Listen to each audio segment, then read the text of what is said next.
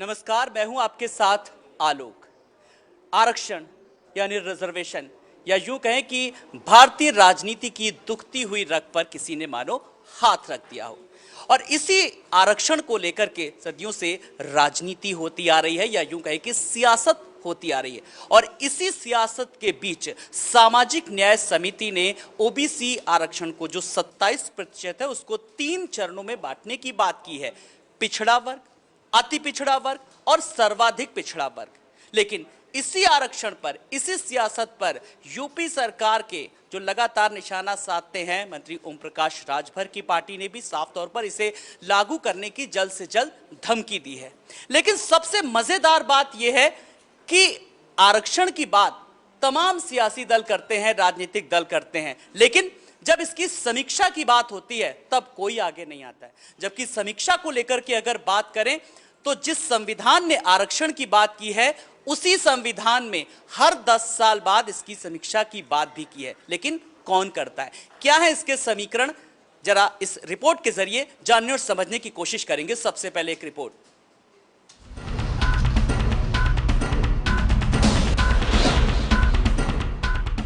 सामाजिक न्याय समिति ने ओबीसी की 3 कैटेगरी पिछड़ा, अति पिछड़ा और सर्वाधिक पिछड़ा बनाने का प्रस्ताव दिया है। इसके तहत 27% ओबीसी आरक्षण को 3 बराबर हिस्सों में बांटा जाएगा, यानी पिछड़ा, अति पिछड़ा और सर्वाधिक पिछड़ा वर्ग को 9-9% आरक्षण देने की सिफारिश की गई है।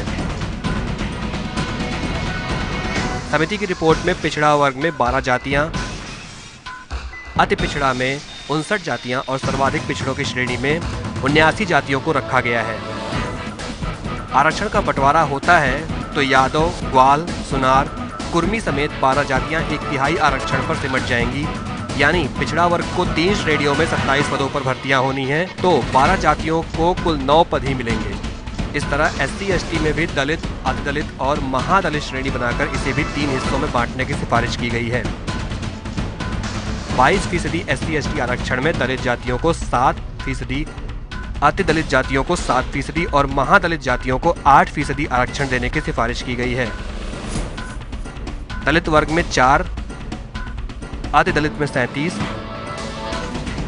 और महादलित में 86 जातियां रखी गई हैं। सरकार की दलील है कि पिछड़ों और वंचितों को आगे लाने के लिए वो नई व्यवस्था लागू करने पर विचार कर रही है। भारतीय जनता पार्टी की सोच ही है ऐसी कि हम सबका साथ, सबका विकास का जो वादा किए हैं वह वादा साकार हो, सब तक उस विकास की लहर, उस वादे के अनुसार कार्य और उनका सम्मान, उनको स्थान मिले, इसका उद्देश्य होता है। अभी जो रिपोर्ट आई है, ऐसा आप सबकी जानकारी में है, वो रिपोर्ट पर सरकार विचार भी करेगी और उचित समय पर उसका निर्णय भी लिया जाएगा। हमारी सरकार के द्वारा एक ही लक्ष्य है कि हम जिनको अभी तक तमाम प्रकार के अधिकारों से वंचित रखा गया या वो वंचित रह गए, वो किसी भी क्षेत्र में पीछे छूट गए, उनको भी समानता का अधिकार मिलना चाहिए, उनको भी आगे बढ़ने का अवसर मिलना चाहिए। समिति की रिपोर्ट की बात सामने आने के बाद सियासी संग्राम शुरू हो गया है। विपक्ष आरक्षण के बंटवारे को योगी सरकार की साजिश बता रहा है। भारतीय जनता पार्टी की सरकार में भ्रष्टाचार चरम सीमा पर है। उसी तर्ज पर भारतीय जनता पार्टी आरक्षण में भी भ्रष्टाचार करना चाहती है। हकीकत ये है कि भाजपा ने आम जनता के हित में कोई काम किया नहीं है, इसलिए मुख्य मुद्दे से ध्यान हटाने के लिए भारतीय जनता पार्टी इस तरह का काम कर रही है और आगे करती रहेगी। सामाजिक न्याय समिति की रिपोर्ट को लेकर सरकार में शामिल दूसरी पार्टियों में भी मतभेद है। ओम प्रकाश राजभर की पार्टी जहां इसे जल्द से जल्द लागू करने की मांग कर रही है, वहीं अपना दल इसके खिलाफ है। माना जा रहा है कि योगी सरकार लोकसभा चुनाव के बाद ही इस पर कोई फैसला करेगी। सरकार को डर है अगर इसे पहले लागू किया गया तो पिछड़े और दलित लामबंद हो सकते हैं, जिसका खामियाजा उसे भुगतना पड़ सकता है। अनुभव शुक्ला, लाइव टुडे, लखनऊ।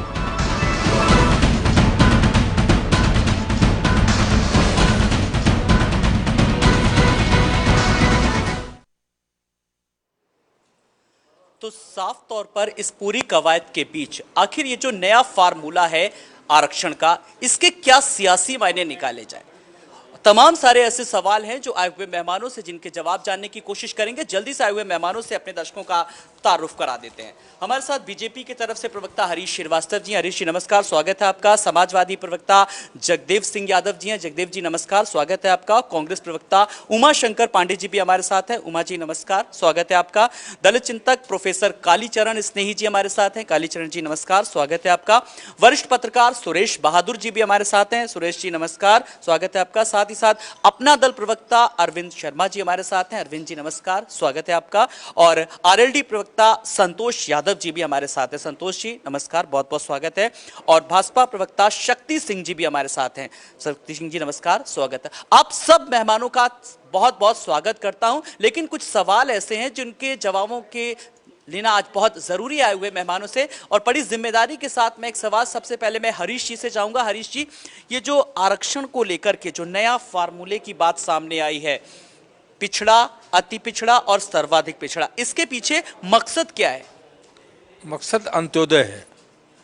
जब संविधान निर्माताओं ने, बाबा साहब भीमराव अम्बेडकर जी ने और संविधान निर्मात्री सभा ने आरक्षण की व्यवस्था की थी, तो उसके पीछे मंशा ये थी कि जो लोग पिछड़े हैं, जिनको राजनीति में प्रतिनिधित्व नहीं मिल पाया, सरकारी नौकरियों में अवसर नहीं मिल पाया, शिक्षा नहीं मिल पाई, वो जो कमज़ोर वर्ग हों, समाज की पहली कतार में आके खड़े हों, और इसलिए संविधान ने यह संरक्षण उनको दिया था। जो आरक्षण लागू हुआ उसमें जिन वर्गों, जातियों को, ये दलित वर्ग हो या पिछड़े वर्ग हो, ये लाभ उनको जिनको मिल रहा है, उसमें कई जातियां, कई समूह ऐसे हैं जो बिल्कुल इन लाभ से अभी वंचित हैं। तो वंचित वर्ग को संविधान का संरक्षण मिले, वंचित वर्ग के भी लोग शिक्षा में, नौकरियों में, राजनीति में प्रतिनिधित्व प्राप्त करें, ये भारतीय जनता पार्टी की और हमारी सरकार की मंशा है। पक्ष फिर ये क्यों रह रहा है कि बसपा के जो वोट के जो है गठबंधन, उसकी काट है कहीं ना कहीं, ये सब तमाम सारी चीजें? नहीं, देखिए, ये काट किसी चीज़ की नहीं।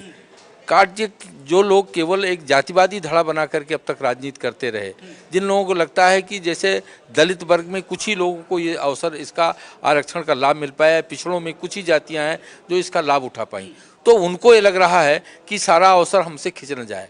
आप देखिए कि दलित वर्ग हों या जो पिछड़े, जिन परिवारों में आईएएस हो गया, आईपीएस हो गया, उन्हीं के परिवार के बच्चे आईएएस आईपीएस होते जा रहे हैं, और पॉलिटिक्स में भी वही आ रहे हैं। जो सामान्य, जो उसमें कमज़ोर वर्ग के लोग हैं, उनको उसका लाभ नहीं मिल पा रहा है। उन तबकों के लोगों को जो इस लाभ से अछूते हैं, जिनको ये संरक्षण अब तक नहीं मिल पाया, उनको भी इसका लाभ मिल सके, ये भारतीय जनता पार्टी की मंशा है। छूते रहे हैं उस आरक्षण के लाभ से, जो वंचित रहे हैं, एक मेन स्ट्रीम में लाने की सरकार कोशिश कर रही है, तो आखिर विपक्ष को इतनी आपत्ति क्यों है?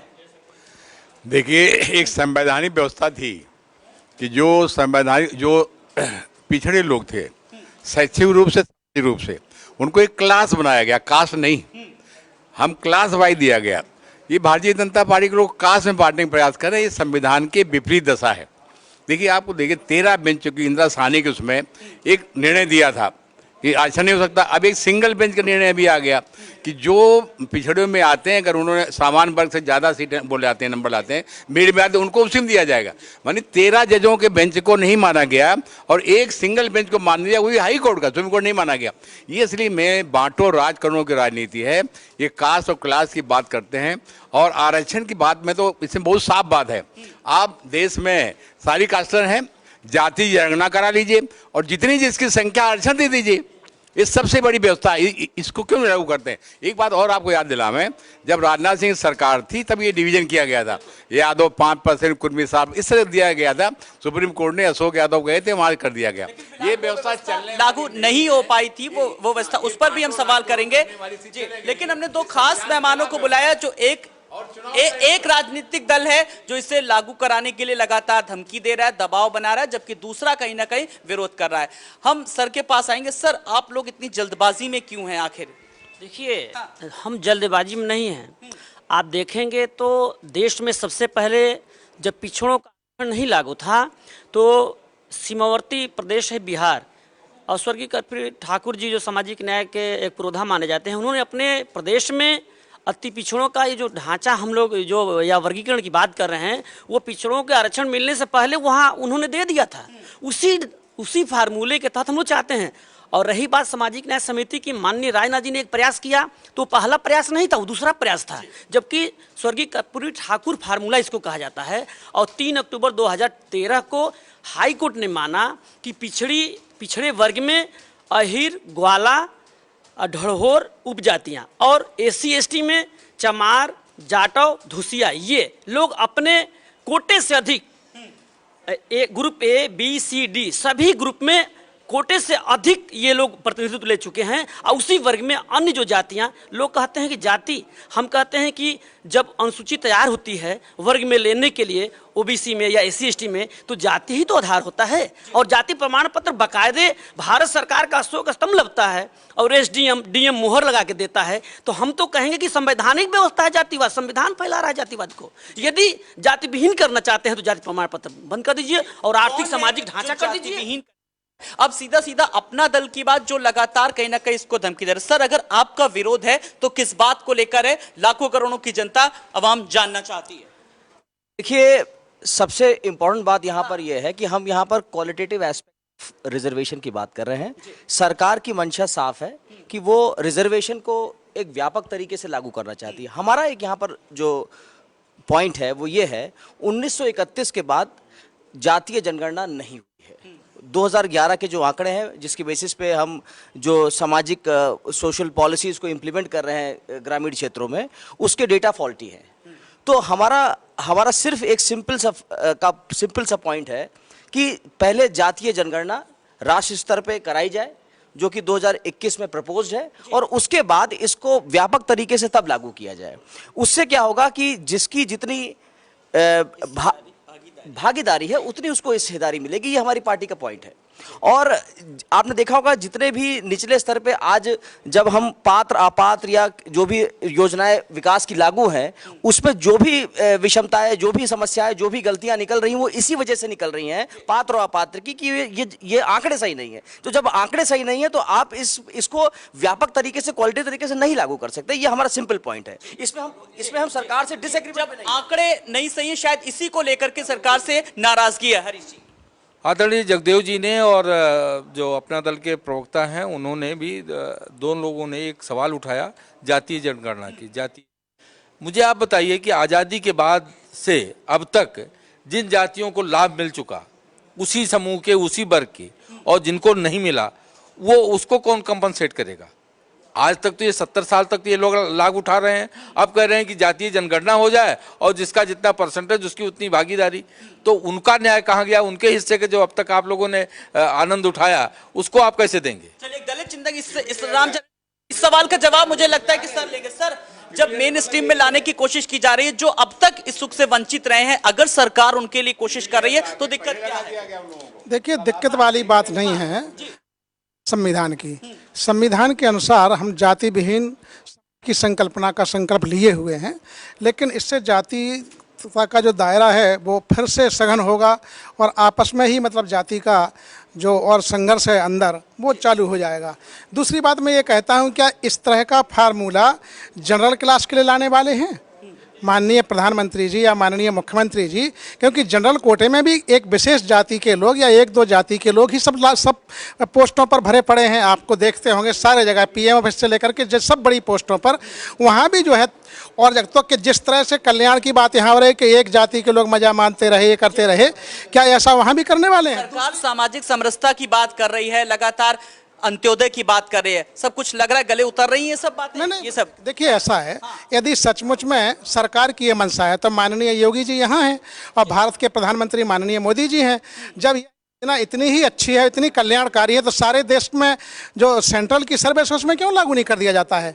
क्योंकि स्टेट की तो पोस्ट तो है, ठीक है, लेकिन IAS में, IPS में और RS में, इसमें सब में लागू कर दिया जाए। जब उसका विरोध नहीं हो रहा है। विरोध ये हो रहा है कि जातीय जनगणना के जो आंकड़े सरकार के पास हैं, जिसकी सारे दल मांग कर रहे हैं कि उसको आप डिक्लेयर करिए, वो करिए। और सचमुच में जो मानवर कांसीराम साहब का जो नारा था, जिसकी इतनी संख्या भारी, हम तो सारी जातियाँ अपने हिसाब से लेना, जैसे डाइवर्सिटीज है अमेरिका में और अफ्रीका में, डाइवर्सिटीज जिसकी संख्या है, सबको दीजिए, खेल में दीजिए, प्राइवेट सेक्टर में दीजिए, मीडिया में दीजिए, सब जगह दीजिए लाभ। यदि अंत्योदय करना ही है तो केवल नौकरी से, तो क्योंकि नौकरी तो सीमित है। एक सवाल आया कि यदि अंत्योदय की बात सरकार करती है तो सब चीजों में करिए, आप लोग तारुफ रखते हैं इस बात से?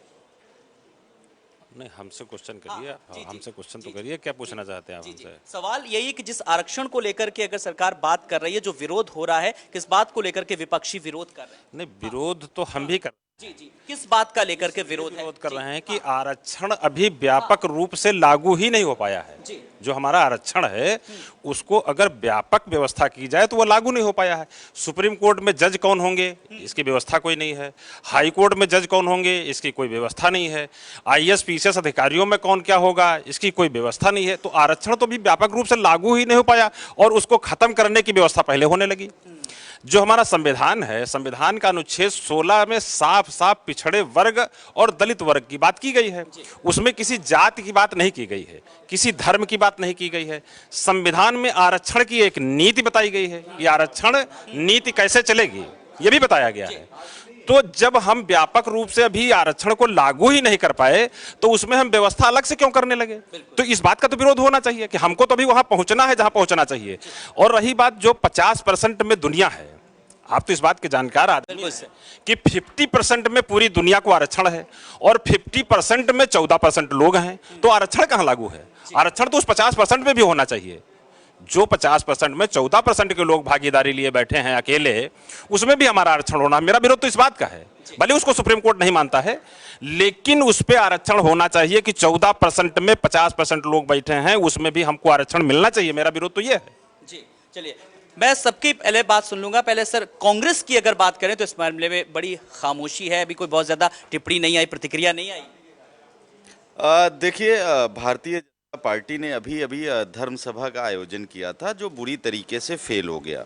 भारतीय जनता पार्टी बंटवारे की राजनीति कर रही है। तमाम सारे जो वादे करके ये आए थे 2014 और 2017 में, सारे वादे इनके जुमले और झूठ साबित हुए हैं। अब धर्मादेश और धर्म सभा फेल हो जाने के बाद भारतीय जनता पार्टी का ये प्लान भी है। एक नया जाल बिछाया है भारतीय जनता पार्टी ने। देश अभी तक भूला नहीं है, ना दलित भूले हैं, कोई नहीं भूला है। कभी ये SC को OBC और सवर्णों से लड़ाते हैं, अब क्या कर रहे हैं? धर्म के नाम पर लड़ाया, अब क्या कर रहे हैं? अब दलितों को दलितों से लड़ा रहे हैं, पिछड़ों को पिछड़ों से लड़ा रहे हैं। ये जो 2019 का प्लान ये बना रहे हैं, पूरे समाज को बांट दे रहे हैं और पूरे समाज में जहर फैला रहे हैं। आप देखिए, अगर ये दलितों के इतने बड़े हितैषी हैं, रोहित वेमुला का केस पूरे देश ने अभी देखा। जितनी यूनिवर्सिटीज़ हैं उसमें जिस तरीके का माहौल इन्होंने बना दिया है वो भी पूरे देश ने देखा। 2011 में कांग्रेस पार्टी की सरकार थी, जाति आधारित जनगणना हुई जो 2014 में कंप्लीट हुई। आज तक ये उसको सार्वजनिक नहीं कर पाए। इसी से पता चलता है इनकी मंशा क्या है। अब जब इन्होंने खुद ही जातियों को तय कर लिया है, कल कोई एक जाति कहेगी कि नहीं मुझे अति दलित में नहीं, मुझे दलित में होना चाहिए। कोई कहेगा नहीं मुझे दलित नहीं, अति दलित या महादलित में होना है। कोई कहेगा मुझे अति पिछड़ा में क्यों रख दिया, मुझे तो अति पिछड़ा में होना है। ये सब जो खेल भारतीय जनता पार्टी आलोक जी खेल रही है, सत्ता के लिए खेल रही है। मुझे लगता है सत्ता के लिए सारा खेल। मैंने तमाम राजनीतिक दलों की, सत्ता पक्ष विपक्ष सबकी बात सुनी, इसीलिए मैं इस पहले राउंड में सबसे बाद में आया हूं सुरेश बहादुर जी, जो कि वरिष्ठ पत्रकार हैं। सर, जिस आरक्षण को लेकर के लगातार सियासत की बात की जा रही है, सरकार की तरफ से बयान आ रहा है कि अंत्योदय की बात कर रही है, लेकिन कहीं ना कहीं 2019 लक्ष्य है। सर, में आपकी क्या प्रतिक्रिया है और आप क्या कहना चाहेंगे? सर देखिए आलोक जी, जहाँ तक जिस देश में सारे राजनीतिक दल इस आधार पर टिकट बांटते हों, कितने मुस्लिम दलित हैं, इतने कुर्मी हैं, उतने यादव हैं, उस देश में जात विहीन कल्पना करना मैं उचित नहीं मानता हूं। और जो करते हैं कोरी बकवास करते हैं, वो उचित नहीं, ऐसे राजनीतिक दल। रही बात आरक्षण की, तो आरक्षण आज से नहीं, आरक्षण पर तो शुरू से ही राजनीति की जा रही है।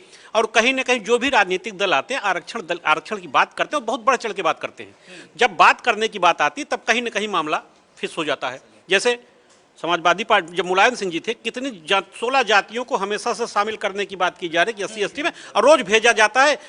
उसको मुलायम सिंह जी भेज चुके हैं, भारतीय जनता पार्टी भेज चुकी है, और भी सभी दल भेज चुके हैं केंद्र को, लेकिन उस पर अभी कोई निर्णय नहीं किया। और जब चुनाव नजदीक आते हैं तभी ऐसी राजनीतिक चर्चाएं शुरू हो जाती हैं।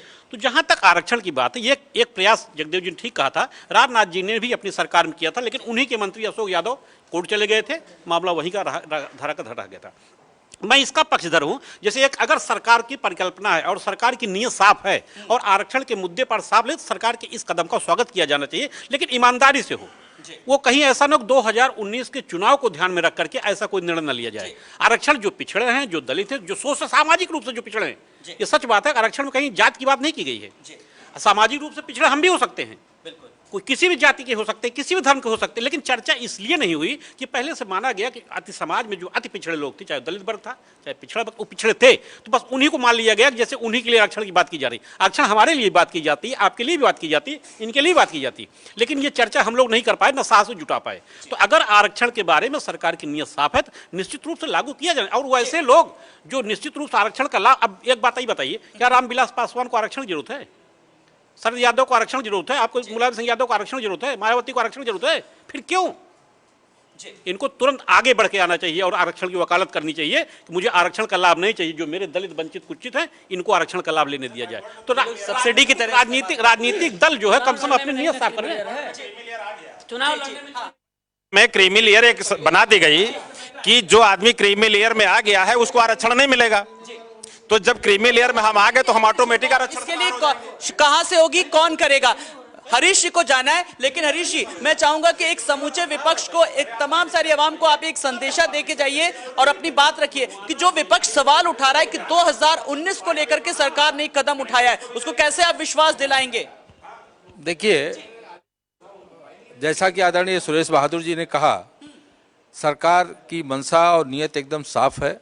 और जो लोग इस पे सवाल उठा रहे हैं, जैसे कांग्रेस के मित्र ने उठाया कि धर्मसभा क्या हो गया और क्या नहीं हो गया, ये रिपोर्ट मुझे लगता है 15-20 दिन पहले सामाजिक न्याय समिति सरकार को दे चुकी थी। तब न वो वहाँ का आयोजन था न कोई कांग्रेसी आनन फानन में कमेटी भी बन जाती है और इतने गंभीर मुद्दे पर तुरंत रिपोर्ट भी आ जाती है। जो टाइमिंग है, मैं बताऊं 2013 से लड़ रहे हैं हम, इसी मुद्दे पर सरकार में हैं। स्पष्ट है, लागू नहीं हुआ तो हम विधानसभा घेराव करेंगे, हमारे माननीय मंत्री घेराव करने जा रहे हैं। मैं बता दूंगा आलोक जी, अपना विरोध, जो विरोध है उनका भी सुनेंगे। हाँ जी आलोक जी, मैं यहाँ पर आपको, शायद अपने साथियों को पता नहीं है, मैं एक मत क्लियर करना चाहता हूँ। 2001 में भी ये रिपोर्ट हुकुम सिंह जी के उसमें नेतृत्व दी गई थी, जिसपे और ये अब जो रिपोर्ट आई है और व्यापक रिपोर्ट है। तो रिपोर्ट पर से, यानी कि जो मंशा है, मैंने फिर से बोला, और इसीलिए हम लोग ये केंद्र स्तर पे भी हमारी नेता अनुप्रिया पटेल ने भी ये बात रखी है, और इसी वजह से नेशनल ओबीसी कमीशन को संवैधानिक दर्जा दिया गया है कि जिससे आंकड़े सही आ पाए। जब तक आंकड़े सही नहीं आएंगे, तब तक हम इसका असेसमेंट नहीं कर सकते। ये जो है संविधान के विपरीत है। ये जो रिपोर्ट है, ये संविधान में जब जाति की व्यवस्था ही नहीं है तो रिपोर्ट आने का क्या मतलब है? हम संविधान के ऊपर थोड़ा हो जाएंगे। ये देखिए, क्लास का है, कास्ट का नहीं है, और क्लास को कास्ट बांटना ये संविधान विपरीत है। दूसरा, मैं तो ये मानता, एक मिनट सुनिए, मैं तो ये मानता हूं कि आप जातिगत आंकड़े ला दीजिए और जिस जात के, चाहे ब्राह्मण हो, चाहे ठाकुर हो, चाहे यादव कुर्मी हो, जिसके आईएएस बन गए उनको छोड़ दीजिए, जो रह गए उनको करिए, ये करिए, तब न्याय होगा। और ये टिकने वाला नहीं है, सुप्रीम कोर्ट में चला जाएगा। और वास्तव में जब चुनाव 2019 का बाद, उसके बाद ये सारा मामला खत्म हो जाएगा। और ये जब देखिए, आप जुडिशियम क्यों नहीं लाते आरक्षण? देखिए, सवाल ये उठ रहा है, ये भी सवाल उठ रहा है कि 2019 के पहले क्या सरकार लागू कराएगी? और जो तमाम सारे सवालों का जवाब है जल्दी से, क्योंकि हरीश जी को जाना है इस सवाल। आलोक जी, जितने दल जातीय राजनीति करने वाले हैं, जो जातीय राजनीति की रोटी सेक के सत्ता तक पहुंचते थे, उनकी दुकानें बंद हो रही हैं। और कांग्रेस ने आज़ादी के बाद से जो जहर बोया था, उस जहर को समन करने के लिए भारतीय जनता पार्टी की सरकार काम कर रही, और वंचित वर्ग आगे आवे इसके लिए काम कर रही है। सर एक जवाब, रुक जाइए यहाँ पे सर, बस 1 मिनट में आपसे गुजारिश करूंगा। जिस कांग्रेस को लेकर के आपने बात की है कि ना, जो जाति को लेकर के कांग्रेस ने तो इतने दशक तक राज करा, और कांग्रेस की बात करें तो एक अम्ब्रेला पॉलिटिक्स या अम्ब्रेला वोट बैंक था, लेकिन जब से मंडल कमंडल आया है उसके बाद से ये ज्यादा चीजें सामने आ रही हैं। जब कांग्रेस का वोट बैंक खिसकने लगा तो तरह तरह की, जो कांग्रेस के समय में मैंने बात का मुझे जवाब चाहिए। मैंने कहा ना कि भारतीय जनता पार्टी जात की राजनीति नहीं करती, समग्रता की राजनीति करती है, सबके साथ सबके विकास की राजनीति करती है। सर, ये मैं कैसे मान, हरीश जी रुकिए, मैं ये कैसे मान लूं? रुक जाइए, नहीं, मैं मेरे इस सवाल का आप जवाब देके जाइए। भारतीय जनता पार्टी, आप लोग तो हरीश ऋषि राजस्थान, एक बार मेरे मेरे मेरे मेरे सारे सवालों का, सब सवालों का जी, अभी इन्होंने पूछ रहा हूँ, रुक जाइए, मेरे एक सवाल का जवाब बस आप दे दीजिए, बस आप यहाँ से बरी हो जाएंगे। एक सवाल का सर, कि भारतीय जनता पार्टी जातिगत राजनीति नहीं करती है, लेकिन योगी आदित्यनाथ साहब राजस्थान चुनाव में जाते हैं और हनुमान जी को दलित बना देते हैं, भगवान तक को तो आप लोग छोड़ते हैं। सर मेरे सीधे से सवाल का जवाब, मेरे एक सीधे से सवाल का जवाब दे। आलोक जी, वो जातीय राजनीति नहीं है, हम सबको साथ, हनुमान जी को दलित बताते हैं, फिर पार्टी किनारा कर लेती है, ये बहुत बढ़िया। सर इस सवाल का जवाब दीजिए, जनता जानना चाह रही है सर। हम ऐसी पार्टी सबको साथ लेके चलते हैं, इसी बात को आदरणीय योगी आदित्यनाथ जी ने कहा, हम सबको साथ लेके चलते हैं, समाज के हर तबके को साथ लेके चलते हैं, इस बात को आदरणीय योगी आदित्यनाथ जी ने कहा। चलिए हरीश जी बहुत बहुत, लेकिन जी चलिए हरीश जी से मैंने इस सवाल का जवाब ले लिया, लेकिन वो सबका साथ सबका विकास की बात कह करके गए। सवाल ये है, मैं इस सवाल का जवाब जरा सुरेश बहादुर जी से ले लें, वरिष्ठ पत्रकार हैं। सर ये कैसे मान लें कि भारतीय जनता पार्टी जातिगत राजनीति नहीं करती है, भगवान को भी तो नहीं छोड़ रही है सर? ऐसा है आलोक जी, जिसे अपने बारे में सचमुच जानकारी न हो वो चुनाव मैदान में उतर जाए, उसे अपनी भी जानकारी हो जाती है, सच्चाई ये है। और जहां तक देखिए इस उत्तर प्रदेश में कम से कम ये बात करना, जाति धर्म और संप्रदाय से अलग राजनीति करना, ये किसी राजनीतिक दल, ऐसा साहस कांग्रेस ने दिखाया था, लेकिन 89 के बाद कांग्रेस वापस नहीं आई। अभी देश के प्रधानमंत्री नरेंद्र मोदी ने कहा था धर्म पर राजनीति नहीं होनी चाहिए, पर धर्म पर ही सबसे ज्यादा राजनीति होती है। देखिए मैं कह रहा हूं, मैं अभी अपनी बात को पुनः दोहराऊंगा कि यदि जाति विहीन राजनीति संविधान सम्मत करना है तो जाति प्रमाण पत्र बनना तो बनकर आइए पहले। इस पे एक बिल आए प्रदेश सरकार में, केंद्र सरकार में, सभी दल उस पे वो हो जाए कि आर्थिक सामाजिक ढांचा हो जाए। नहीं तो आप सरकार में तो है, आप लोग गड्ढा, हाँ सही चाहते हैं आर्थिक सामाजिक आधार, आप जब खुद यही लोग नहीं चाहते हैं। जब बात होती है सामाजिक आधार, ये लोग कहते हैं कि नहीं पिछड़े के नाम पे। अब हम कहते हैं पिछड़ा का आरक्षण कैसे आया था? इस देश में बीपी सिंह ने मंशा उनके अंदर आई, पिछड़ों को आरक्षण दिया। गड्ढा खोद के विरोध में देखिए वहां पर, लेकिन कभी ये भी बात रखी है ना? नहीं, हमारे तो एजेंडे प्रमाण पत्र, हमारे भारतीय समाज पार्टी के एजेंडे में कि आर्थिक आधार, सामाजिक आधार होना चाहिए आरक्षण का। जाति प्रमाण पत्र सरकार आपकी है, आपकी सरकार है, जाति प्रमाण पत्र आप बंद कराइए। आप सरकार है ना, हम सहयोग करेंगे। आप ये विरोधी सरकार है, ये बस अपने मुद्दों के लिए विरोध करते हैं बस खाली। देखिए मैं ये कह रहा हूँ जो ओबीसी में विभाजन, कोई तवज्जो नहीं दे रहा। मैं ओबीसी में मैंने ओबीसी को जो 9% का दिया है, तो जिन जातियों को लाभ मिल चुका है तो फार्मूला कहाँ से निकाल लिया? 9% का फार्मूला कहाँ से निकाल लिया? जी चलिए, ये जो 9 पिछड़ा, अति पिछड़ा और सर्वाधिक पिछड़ा का जो कॉन्सेप्ट है, इससे कहीं ना कहीं सवर्णों की नाराजगी भी तो सामने आएगी। और बड़ी बात यह कि जिसका आरक्षण छिना है उसकी भी नाराजगी सामने आएगी। इस पर भी बात करेंगे वरिष्ठ पत्रकार से और आए हुए मेहमानों से जानने और समझने की कोशिश करेंगे। मेहमान हमारे साथ बने हुए, एक छोटा सा ब्रेक, फौरन हाजिर होते हैं।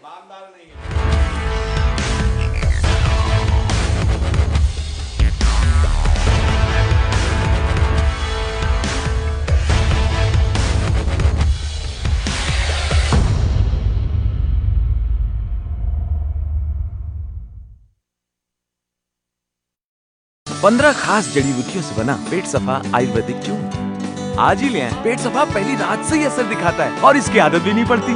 पेट सफा, हर रोग दफा। अब बदलेगा राजस्थान, हर गांव शहर चली खूब लहर, बदलाव की अब किलकारी उठा। ना है बिजली पानी, ना है सड़कें घनी, किसानों की जान है सस्ती बनी। ना हो झूठे वादे, न फर्जी काम, हम बदलेंगे। हर जन को मिले अधिकार और सम्मान, अब बदलेगा राजस्थान। कांग्रेस को वोट दे, राजस्थान को विजयी बनाए। अरे भैया, तुम्हें कब से क्या? लोग ऐसी गंभीर समस्या को हंसी मजाक में उड़ाते हैं। 15 खास जड़ी बूटियों से बना पेट सफा आयुर्वेदिक चूर्ण आज ही ले आए। पेट सफा पहली रात से ही असर दिखाता है और इसकी आदत भी नहीं पड़ती। पेट सफा, हर रोग दफा।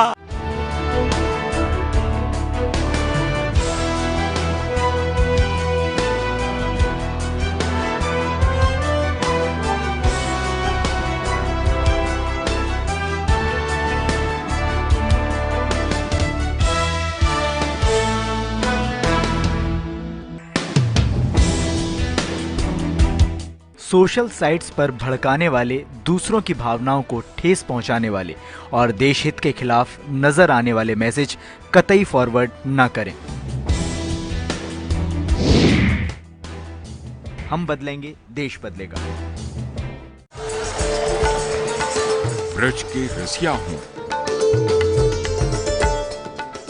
या बुंदेलखंड के सूरमा,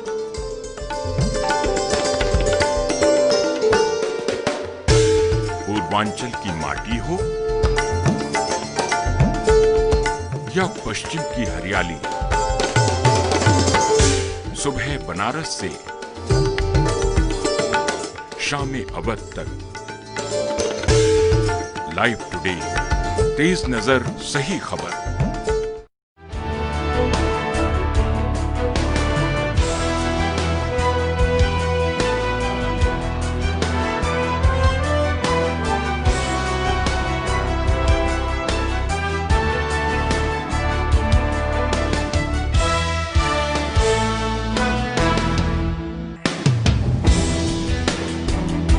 घर में या फिर किसी पार्टी में उतना ही खाना लें जितना खा सकें, क्योंकि देश में तमाम लोगों को भरपेट भोजन तक नहीं मिल पाता। हम बदलेंगे, देश बदलेगा।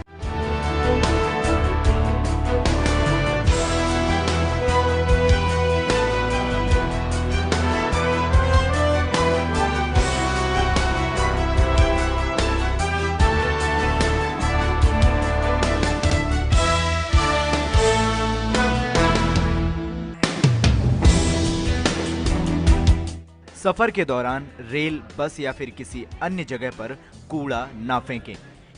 यह सार्वजनिक संपत्ति जरूर है, लेकिन है आपकी सुविधा के लिए। हम बदलेंगे, देश बदलेगा।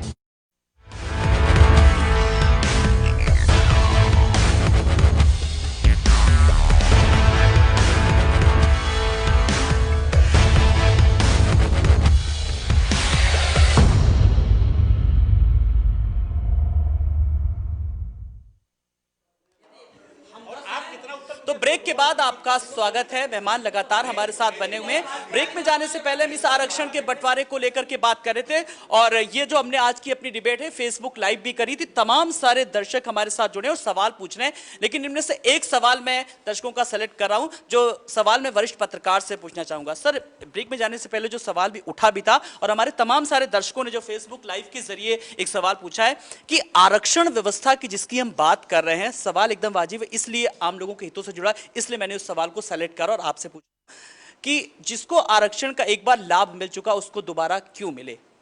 देखिए आलोक जी, सही बात है। जब आरक्षण की व्यवस्था लागू की जाएगी सामाजिक रूप से जो पिछड़े वर्ग थे, तो ये कहा गया था कि 10 साल के बाद इसका पुनरीक्षण किया जाएगा। लेकिन 10 साल में वो स्थितियां नहीं सुधरी, या जो एक पराकाष्ठा होनी चाहिए थी, जो उम्मीद थी लोगों को, वो नहीं हुआ।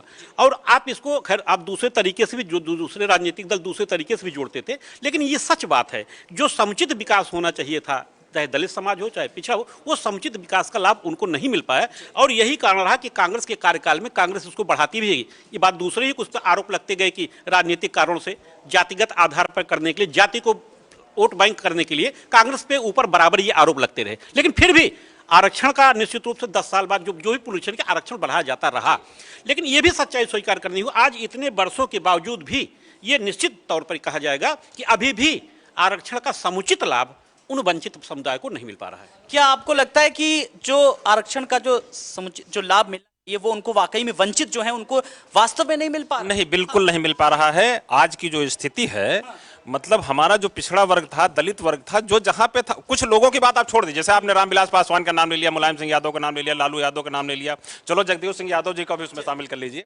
लेकिन बाकी जो 99% आदमी है, वो तो जहां गाय भैंस चरा रहा था वहीं चरा रहा है, उसकी कौन देख रहा है। इसीलिए मैं अपने जो हमारे पत्रकार साहब है सुरेश बहादुर यादव जी से मैं एक स्वतंत्र मेरा क्वेश्चन है, मैं ये पूछना चाहता हूं कि बीजेपी जो ये पोपोडंडा करने जा रही है कि इतना % इसको, इतना % अति पिछड़े को, इतने पिछड़े को, इतने फलाने को, क्या बिना संविधान में संशोधन किए, जैसा कि संविधान में व्यवस्था में कापी लेके आया हूं, सेक्शन 16 में स्पष्ट व्यवस्था की गई है कि जो दलित होगा और पिछड़ा होगा ये शब्द उसमें जोड़ा गया है। तो क्या दलित पिछड़े में बिना संविधान संशोधन किए जातियों में आरक्षण ये बांट सकते हैं? चलिए बड़ा संक्षेप में सर इस सवाल का जवाब। देखिए, सच्चाई ये है कि हमने कहा किसी सभी राजनीतिक दल को कम से कम ईमानदारी से स्वीकार करना चाहिए, कार्य करना चाहिए। अभी जो कार्य हो रहा है ये निश्चित रूप से 2019 के चुनाव को देख करके हो रहा है। कोई राजनीतिक दल इस पे गंभीर नहीं है। और शुरू से आप देखिए, जब भी चुनाव की बात होती है, जब राजनीतिक दलों की बात होती है, तो निश्चित रूप से ऐसे ही समय में मुद्दे उभर के आते हैं। और भाजपा का पर्पज भी हल हो रहा है। आज जो हम इतनी बड़ी डिबेट कर रहे हैं, हम ये कह रहे हैं ना कि भाजपा का पर्पज भी हल हो रहा है कि उन्होंने ये स्वीकार किया, उन्होंने ये किया, उन्होंने अपना पक्ष प्रस्तुत हो रहे हैं। तो मैंने कहा कि ईमानदारी होनी चाहिए किसी भी राजनीतिक दल में। मैं तो कह रहा हूं कि ठीक है, कांग्रेस को आप गाली देते, लेकिन कांग्रेस ने बहुत कुछ किया। आप 4 साल में अपने शुरुआत में ही कहा था कि कांग्रेस ने बहुत कुछ किया, क्योंकि दलितों के हितों की बात हो रही थी यहाँ पर, उनको मेन स्ट्रीम में लाने की बात हो रही थी। और आरएलडी से भी ये सवाल उठाया गया था कि जो एक आध अगर एक्सेप्शन केस अगर हटा दें तो बाकी उनकी स्थिति में कोई बहुत ज्यादा सुधार नहीं हुआ। सरकार भले ही लाख ढिंडोरा पीटे, इतनी भी सरकारें आई कि तमाम सारी योजनाएं शुरू करी उनके लिए, लेकिन जो वास्तविक अगर धरातल के स्तर पर अगर बात करें तो स्थिति में कोई बहुत ज्यादा सुधार नहीं हुआ। सर आलोक जी, आप ही ने यहाँ डिबेट की थी जो कासगंज में शादी का मसला उठा था। यहाँ शादी में दलित दूल्हा घोड़ी पे चढ़े तो परेशानी, मूछ नहीं रख सकता है, साइकिल पर नहीं चढ़ सकता है। अभी मध्य प्रदेश की खबरें आई हैं टीकमगढ़ जिले की और ललितपुर जिले की उत्तर प्रदेश से, वहाँ चप्पल पहन के महिलाएं नहीं निकल सकती हैं सामंतों के परिवारों के सामने से। तो स्थिति बड़ी भयावह है। और देखिए, आप पीएम ऑफिस में देखिए, वहाँ प्रमुख सचिव के स्तर पर हमारे लोग हैं ही किसी भी वर्ग के। मैंने एससी का इतना लंबे समय से आरक्षण होने के बाद भी बड़ी पोस्ट पर उनको नहीं भेजा जा रहा है, और ना वो हैं। अच्छा देखिए, जो जुडिशियली का हम लोगों की मांग है, इसको पूरा नहीं कर रहे हैं। हमको प्राइवेट सेक्टर में आरक्षण चाहिए। देखिए, अमेरिका में और अफ्रीका में डाइवर्सिटीज है, वहाँ ब्लैक को उनकी संख्या के अनुपात में सारे संसाधनों का बंटवारा किया गया है। अब नौकरियाँ बहुत सीमित हैं, जमीन की कोई बात नहीं होती है। जमीन कहीं से भी लाइए, चाहे सरकार खरीदे, कुछ करे, और उसको करके दलितों को दीजिए। सचमुच में आप यदि चाहते हैं कि मुसहर हैं, नट हैं, इनका बंजारे हैं, इनका फिर चाहते हैं तो इनको जो है सब जगह से दीजिए। दूसरा, शून्य फीस पर जो एडमिशन होते थे उनको सरकार ने बंद कर दिया, उत्तर प्रदेश सरकार ने। के साथ ही साथ कुछ सुझाव भी हैं, मैं आपके पास आ रहा हूं। सर, जो आरक्षण के अलावा अगर मैं बात करूं, क्योंकि बहुत एक स्वस्थ बहस चल रही है कि आप अन्य चीजों में भी आप इसको व्यवस्था को दे सकते हैं, जिस बात को लेकर सरकार कहती है कि मेन स्ट्रीम में हम लाने की कोशिश कर रहे हैं, अंत्योदय की बात करें, और भी बहुत सारे माध्यम हैं, उन पर क्यों नहीं सरकार विचार करती है? आलोक जी, मैं आपके सवाल से बिल्कुल सहमत हूँ। देखिए, जितने भी हम सब लोग बैठे हैं, ये सब ये मानेंगे कि समाज में विषमताएं हैं, सामाजिक और राजनीतिक विषमताएं हैं, और एक रिजर्वेशन एक कोई भीख नहीं है। ये एक आवश्यकता है और इसको होना चाहिए, पहली चीज। दूसरी चीज, हमारे राष्ट्रीय अध्यक्ष आशीष सिंह पटेल जी ने मुख्यमंत्री को ये पत्र लिख के समूह गा और समूह घा में जो आउटसोर्सिंग के माध्यम से जो नियुक्तियां ली जा रही हैं, उसमें भी रिजर्वेशन की मांग करी है। और ये भी एक बहुत बड़ा है। देखिए, class 1, class A, class B, class C, इन सब में तो रिजर्वेशन का प्रावधान है, एसएससी हमने कमीशन बना रखा है। लेकिन जो आउटसोर्सिंग के माध्यम से, जो कॉन्ट्रैक्चुअल संविदा के माध्यम से जो भर्तियां हो रही हैं, उनमें कोई ऐसी व्यवस्था नहीं है। और हमारे पार्टी के राष्ट्रीय अध्यक्ष ने इस मुद्दे को मुख्यमंत्री के स्तर पर उठाया है, और ये हम लोग लगातार इस बात को देख रहे हैं। ये बहुत इंपॉर्टेंट बात है, इंपॉर्टेंट बात है इसलिए। और वैसे भी अब सारी भर्तियां, आप योगी जी ने कहा कि बहुत जरूरी विभाग होंगे, उन्हीं में, बाकी सब जगह कॉन्ट्रैक्ट पे ही भर्ती। मैं आपको बता रहा हूँ, समूह गा और समूह घा में जो आउटसोर्सिंग के माध्यम से, इसमें हमारी पार्टी की तरफ से उन्होंने डिमांड की है कि इसमें एक व्यापक पॉलिसी बनाई जाए और इसमें आरक्षण की जो नीति है उसको लागू किया जाए। जी, आरक्षण की नीति को कैसे लागू कर सकते हैं सर? फिर जब देखिए, देश को आजाद 70 साल हो गए, और 25% लोगों को भी, चाहे पिछड़े और दलितों को शायद लाभ मिला होगा, 75% आज भी उसी स्थिति में है। तो अब ये आरक्षण की जहाँ तक बात करें, सरकार ने छोड़ी, जैसे अभी का आउटसोर्सिंग की बात कर रहे थे, प्राइवेट में बात कर रहे थे, सब में आरक्षण की मांग लगातार उठ रही है। मैं कह रहा हूँ, ये इस पे गंभीरता क्यों? अब ये 4.5 साल जब चुनाव को रह गए, तब इनके सामने दिमाग में आया कि आरक्षण होना चाहिए। ये चुनावी स्टैंड है, इसके अलावा कुछ नहीं है। मैं कह रहा हूँ, आप देख रहे हैं ना, 49.5% सिर्फ आरक्षण है, और 52%, 51% आरक्षण ऑलरेडी सबों को मिला हुआ है। आज में खाली 14 चुनावी पैंतरा तो विपक्ष कह रहा है ना, लेकिन सरकार तो अंत्योदय की बात बार बार करी। हरीश जी आए थे, देखिए उन्होंने कहा क्या करते हैं, आप देख लिए 69% आरक्षण है तमिलनाडु में और सबसे ज्यादा कर्नाटक में भी है, और जबकि मध्य प्रदेश में 14% से आरक्षण है। ये समान नीति लागू करना चाहिए। अगर वास्तव में ईमानदार हैं तो सबसे पहले ये चिन्हित करें जिन तमाम राज्यों में ये व्यवस्था लागू है, पश्चिम बंगाल, हैदराबाद के साथ झारखंड, तमाम, वहां पर इसका लाभ किसको, 12 से ज्यादा राज्यों में, सर वहां पर किस तरीके के परिणाम सामने आ रहे जिन राज्यों में लागू, और उत्तर प्रदेश में इतनी हाय तौबा क्यों मची है सर? देखिए ये बात सच है कि एक इस पे कहा जाए कि एक पॉलिसी होनी चाहिए जो पूरे देश में लागू की जाए, लेकिन चूंकि सुप्रीम कोर्ट ने कह दिया कि राज्य सरकारें अपने स्तर से आरक्षण लागू कर सकती हैं, तो राज्य सरकारें भी अपना फैसला लेने पर स्वतंत्र हैं। मैंने बार बार यही कहा कि आरक्षण का लाभ मिलना चाहिए, लेकिन उनको, वंचितों को, गरीबों को, जो सबसे पिछड़े वर्ग के लोग हैं, और कहीं ना कहीं उसके लिए हम भी जिम्मेदार हैं। हमने देखा जैसे अभी गाँव में जाइए, जो कार्ड बनते हैं अंत्योदय के और उसके, अभी भी देखिए ऐसे ऐसे लोगों के कार्ड बने हैं कि जो मतलब कहीं से भी उनको उसकी जरूरत ही नहीं है, लेकिन उसका लाभ ले रहे हैं। ये जो कोई भी गवर्नमेंट की पॉलिसी, ऐसे में सवाल है कि पहल कौन करेगा, शुरुआत कौन करेगा? देखिए फिर वही बात है, पहल तो सरकार की जिम्मेदारी होगी जी, बात तो सरकार की होगी ना, सरकार में बैठे लोगों की होगी, पहल तो आपको करनी पड़ेगी। आप इसके लिए कितना जी देखिए, हमारे पार्टी के माननीय राष्ट्रीय अध्यक्ष माननीय मंत्री जी ने, हम लोग ये केंद्र सरकार से भी, प्रदेश सरकार से हमारे मांग पत्र में जो हम जिन मुद्दों पे हैं कि यदि इस देश में सुप्रीम कोर्ट के फैसले को बदलकर कानून लाया जा सकता है, तो पिछड़ों की संख्या जब अधिक है तो फिर 50% का बैरियर क्यों नहीं तोड़ा जा रहा है? इसका मतलब कि सरकार में बैठे हुए लोग, अब तक केंद्र सरकार चलाने वाले लोगों की मंशा नहीं है कि पिछड़ों को, दलितों को, वंचितों को उनको अधिकार दिया जाए।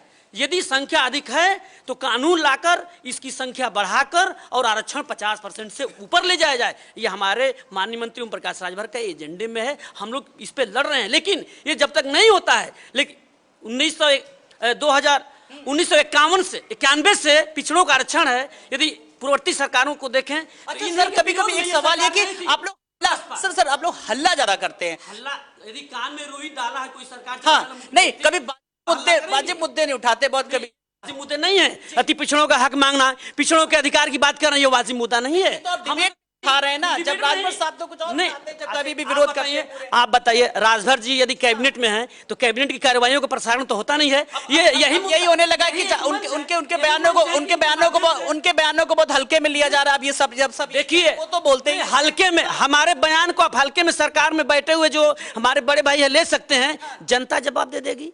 हल्का में कौन हल्का कौन भारी है, जनता तय करती है, सरकार में बैठे हुए लोग नहीं तय करते हैं, आप लोग तय करते हैं। आप जनता के हम लोगों को तो बाद में आप भी लोग दोषी ठहराते कि मीडिया ने तोड़ मरोड़ के बयान पेश किया होगा। असल देखिए, इस देश में सुप्रीम कोर्ट के जजों को जब अधिकार नहीं मिल रहा था, सर जो राजभर साहब ने आज सरकार पर निशाना साधा और सरकार की तरफ से बयान आया कि अब उनके बयानों को ज्यादा हल्के में लेने की ज्यादा जरूरत नहीं है। लोग सरकार चलाने में लोग तानाशाही दिखा रहे हैं, इसलिए हम उनसे डरेंगे नहीं, लड़ेंगे।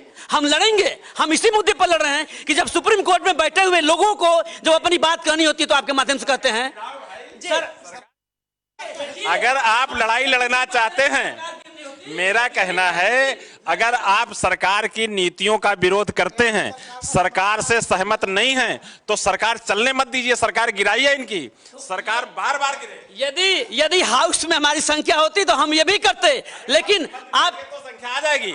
आप हिम्मत जुटाइए, अब विश्वास लाइए। कितना हिम्मत देखेंगे इस पूरी कवायद के बीच। अगर कांग्रेस से मैं एक फाइनल कमेंट लेना चाहूं सर, जो इतने सालों से जो समीक्षा की बात की है, एक ऐसा सवाल जो आया कि उसी संविधान ने जिसने आरक्षण की व्यवस्था की है, उसी ने समीक्षा की बात भी की है हर 10 साल में। इतने दशक तक आप लोगों ने राजनीति, कभी इस तरीके से समीक्षा की बात कभी कोई सामने नहीं आई, मतलब बस हुई भी तो वो रस्म अदायगी के तौर पर। आलोक जी देखिए, सबसे पहले तो मैं एक बात स्पष्ट करूं कि अंत्योदय और सर्वोदय वो गांधीवाद और गांधी जी की विचारधारा के दो प्रमुख अंग रहे हैं, और कांग्रेस पार्टी की जितनी भी नीतियां रही हैं, जितनी भी योजनाएं रही हैं, वो अंत्योदय और सर्वोदय को ही ध्यान में रखकर बनाई गई हैं। आप चाहे इंदिरा आवास की बात करें, छात्रवृत्ति की तमाम योजनाएं, पेंशन की तमाम योजनाएं, और ये आरक्षण भी उसी सोच के दायरे में रखकर बनाई गई थी कि जो देश में और समाज में जो आर्थिक रूप से, सामाजिक रूप से पिछड़े हैं, जो मुख्य धारा से कहीं पीछे छूट गए, उनको मुख्य धारा में लाया जाए। ये कांग्रेस की सोच रही है। और नहीं, आलोक जी, ये सारी चीजें कांग्रेस करती रही है, लेकिन आज भारतीय जनता पार्टी की सच्चाई में जरूर 10 सेकंड में बोलता हूं। योगी जी कहते हैं उत्तर प्रदेश के युवा योग्य नहीं है, नौकरियां तो बहुत हैं। नितिन गडकरी जी कहते हैं नौकरियां नहीं है तो आरक्षण लेके क्या करेंगे। ये जो बयान है, इसका मनसा अगर निकालिए तो बिल्कुल स्पष्ट हो जाता है कि जहां से मैंने शुरुआत की थी, धर्मसभा फेल होने के बाद भारतीय जनता पार्टी का ये प्लान भी है और एक जाल फैला दिया है भारतीय जनता पार्टी ने कि तमाम इस आरक्षण के चक्रव्यूह में कौन कौन फंसता नजर आ रहा है और इससे क्या हासिल होगा। Sir, final comment. देखिए, मैं तो ये चाहता हूं कि संविधान के अनुसार देश चले और इस प्रदेश को भी संविधान के अनुसार चलाया जाए। धर्म संसद क्या तय कर रही है, इसके द्वारा मुद्दे तय नहीं होंगे। मुद्दे तय संविधान के द्वारा होना चाहिए। माननीय सुप्रीम कोर्ट के चीफ जस्टिस ने कहा है कि संविधान की अवहेलना करना या अनदेखी करना बहुत भयावह परिणाम देगी। ये संकेत सरकारों को समझने चाहिए। तो ये इस तरह से सरकारों को समझने चाहिए, एक दलित चिंतक ने कहा है। क्या सरकार वाकई में समझ रही? Final comment sir. देखिए आलोक जी, बिल्कुल समझ रही है और क्वालिटेटिव रिजर्वेशन की बात हो रही है और इस पे पॉलिसी बन रही है। और मुझे लगता है कि अगर इस मुद्दे को अगर हम गौर से देखें तो अल्टीमेटली हम इसमें पब्लिक एट लार्ज को देखते हुए इसका निर्णय ले रहे हैं। जी, चलिए, ये क्या वाकई में चुनावी इंस्टेंट है या वाकई में कुछ लोगों का भला होने वाला है? चुनावी स्टंट है। देखो, बीजेपी का जिन जिन मुद्दों पे सरकार में आए थे उन्होंने जो एजेंडा थे बीजेपी के, चाहे केंद्र सरकार के हों चाहे यूपी के हों, बीजेपी के जो केंद्र सरकार के एजेंडे थे उसमें धारा 370 पे कहते थे धारा 370 पे चर्चा होनी चाहिए, ना समाप्त हो लेकिन चर्चा होनी चाहिए। वो चर्चा बंद हो गई। इन्होंने कहा था कि पाकिस्तान से आंख में आंख डाल के बात होनी चाहिए, वो चर्चा इनकी बंद हो गई। इन्होंने फिर कहा कि साहब वो 15-15 लाख रुपया जो है लोगों को दे देना चाहिए, वो चर्चा बंद हो गई। इन्होंने कहा काले धन का जो है विदेश से, लोग भी कोई मैसेज आता है ना तो देखते हैं कहीं बैंक से मैसेज तो नहीं नहीं अभी भी ये जिन मुद्दों पे सरकार आए थे वो मुद्दे इनके फेल हो गए, इनकी सरकार फेल हो गई। जब इनके पास कुछ नहीं बचा तो एक मेरी बात सुन ले, फिर इन्होंने धर्म संसद शुरू कर दिया। इनकी धर्म संसद फेल हो गई तो भी आरक्षण के मुद्दे पे आ गए। इनके पास कोई काम नहीं बचा है। विपक्ष के तौर पर क्यों नहीं आवाज बुलंद कर रहे हैं? नहीं, लगातार इन मुद्दों को सामने ला रही। आप देखिए कि कांग्रेस पार्टी के जो भी प्रवक्ता या कांग्रेस पार्टी लगातार उन्हीं मुद्दों पर लाना चाह रही है जिन मुद्दों पर इन्होंने 2014 और 2017 में जनता से जुमले फेंके थे। आज नितिन गडकरी अगर इनके केंद्रीय मंत्री हैं, उनको ये कहना पड़ा कि 2014 के चुनाव में हमको ट्रेनिंग दी गई थी झूठ बोलने की और चीजों को बढ़ा के मुझे कहने की हम लोगों को बाकायदे ट्रेनिंग हुई थी। ये केंद्रीय मंत्री इनके नितिन गडकरी कह रहे हैं। ये विपक्ष का ही तो दबाव था, ये विपक्ष का ही तो जो इनको हर मुद्दे पर हमने घेरा है, राफेल से लेके तेल से लेके महिला अत्याचारों। ये तो सरकार है, ये कहती, लेकिन सरकार में बैठे लोग खुद भी जो सहयोगी हैं वो कितना आवाज बुलंद करते हैं। आप लोग कभी गड्ढे की बात करते हैं, ऑफिस की बात करते हैं, कभी इस तरीके के मुद्दों को भी लेकर सदन में जोर शोर से उठाया करिए। हाँ जी, देखिए वैसे चेक कर लीजिएगा जाकर के। रही बात मुद्दों की उठाने की, तो हमारे माननीय मंत्री 2 महीने की जब सरकार थी तभी से कि शासन में बैठे हुए लोग यदि नीतियों पे काम नहीं करेंगे, जिन मुद्दों पे हम आए हैं उन पे यदि काम नहीं होगा तो हम बोलेंगे, हम चिल्लाएंगे। हम इसलिए नहीं बैठ जाएंगे चुप होके कि हम सत्ता में हैं तो हम चुप रहेंगे, मौन रहेंगे। मौन स्वीकार करने का मतलब कि उस अपराध में आप भी भागीदार हैं। यदि आप शासन में हैं तो आप तो स्वीकार नहीं कर, विरोध तो उसी समय होने लगा था जब ये बात सामने आई थी। सर 30 सेकंड में मैं सुरेश जी से आज की डिबेट का फाइनल कमेंट। सर, इस पूरे इस लब्बो लुआब को अगर आप क्या कहना चाहेंगे और सरकार को क्या संदेशा देना चाहेंगे? देखिए, सरकार सिर्फ 2019 पे गंभीर है। वो ऐसे हर मुद्दे उठाना चाहती है जिन मुद्दों से उनको 2019 में उनको लाभ मिल के सत्ता में वापसी मिल सके। वो चाहे आरक्षण हो, चाहे धर्म संसद हो, चाहे जाति, देखिए चाहे दलित हो, दलित को दलित में बांटने की राजनीति, पिछड़ों को पिछड़े में बांटने की राजनीति, सबको लड़ा करके कुछ, देखिए उनका भी एक उद्देश्य है। हमारे यहाँ जातिगत राजनीति होती है, इससे इनकार नहीं कर सकते आप। धर्म की राजनीति होती है, इससे इनकार नहीं कर सकते। और भाजपा 3 लोकसभा उपचुनाव में, एक विधानसभा उपचुनाव में देख चुकी है कि जातियों का गठबंधन होता है तो क्या होता है। किसी ने कोई प्रयास नहीं किया था, समाजवादी पार्टी ने कोई प्रयास नहीं किया था, बहुजन समाज पार्टी ने समर्थन नहीं किया, लेकिन उनके खिलाफ इतना आक्रोश था, 3 सीटें हार गए और हारे। जिस दिन से 3 सीटें हारे हैं उसी दिन से ये रणनीति बनने लगी कि इनमें किस तरह से जातिगत समीकरणों में किस तरह से बंटवारा किया जाए और किस तरह से उसका लाभ लिया जाए। तो असली लड़ाई जो है 2019 चलिए करके आरक्षण का जो नए फार्मूले की जो बात की है बात यही आई कि 2019 के नजरिए से देखा जा रहा है और सरकार ने जो पेश किया है ये कहीं ना कहीं जो टारगेट है 2019 अचीव करना है। आप सब मेहमानों का बहुत बहुत शुक्रिया और फेसबुक लाइव से भी आप जुड़े, आपके सवाल भी हमने पूछे और कोशिश हमारी यही रहेगी कि फेसबुक लाइव से भी हम अपने दर्शकों को जोड़ें और उनसे सवाल पूछें। तो अगर हमारे दर्शकों के कोई सवाल हैं तो वो जरूर फेसबुक लाइव पे भी करें, हम उन सवालों को जरूर अपनी इस चर्चा में रखेंगे और आए हुए मेहमानों से सवाल पूछेंगे। तो बड़ी बहस में इतना ही, बने रहिए लाइव टुडे के साथ। लेटेस्ट अपडेट खबरों का सिलसिला यहीं मिलेगा। नमस्कार।